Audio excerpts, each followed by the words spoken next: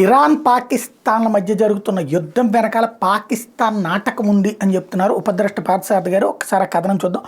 మార్చి 2024 నాటికి పాకిస్తాన్ మీదుగా పైప్ లైన్ని నిర్మించాలనే తన నిబద్ధతను పాకిస్తాన్ కనుక నెరవేర్చకపోతే లిఖితపూర్వక ఒప్పందం ప్రకారం ఇరాన్ పాకిస్తాన్ నుండి $18 బిలియన్ నష్టపరిహారం డిమాండ్ చేస్తుంది.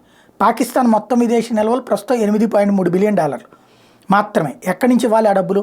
ఈ డబ్బులు ఎగ్గొట్టడానికి మేము పోటుగాళ్ళమని నిరూపించుకునేందుకోసమే ఇరాన్ని సరిహద్దు వద్ద రెచ్చగొట్టడానికి ప్రయత్నించింది పాకిస్తాన్. ఇరాన్ పాకిస్తాన్ దేశం లోపలికి 125 కిలోమీటర్లు చొచ్చుకుని పోయి మరి ఇరాన్ యుద్ధ విమానాలు టెర్రరిస్ట్ క్యాంపుల భవనాలను కూల్చివెళ్ళాయి. చైనా ఇచ్చిన జామర్లు విమానాలను ముందే పసిగట్టాల్సిన యుద్ధతంత్రం అంతా ఈ ఇరాన్ విమానాలను పసిగట్టలేకపోయాయి. బాలాకోట్ సర్జికల్ స్ట్రైక్లప్పుడు కూడా భారత విమానాలు 200 కిలోమీటర్లు పాకిస్తాన్ భూభాగంలోకి చొచ్చుకొని పోయి స్ట్రైక్ చేసి వస్తే తుప్పుబట్టిన చైనా యుద్ధ యంత్రాలు పసిగట్టలేకపోయి ఏమీ చేయలేకపోయాయి. అమెరికా పాకిస్తాన్కి యుద్ధ సామాగ్రి సరఫరా చేయడం మానేసింది. చైనా సామాగ్రి పనిచేయడం లేదు.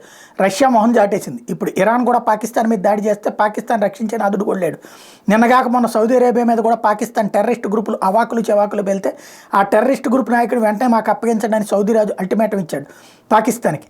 ఇంతకు ముందులా అరబ్ ప్రపంచం కూడా పాకిస్తాన్కి మద్దతుకు రాదు. టర్కీ కూడా పట్టించుకోదు పాకిస్తాన్.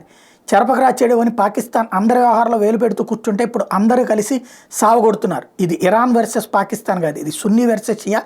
ఇది గత 1400 సంవత్సరాల నుండి కొనసాగుతున్నటువంటి అంశం.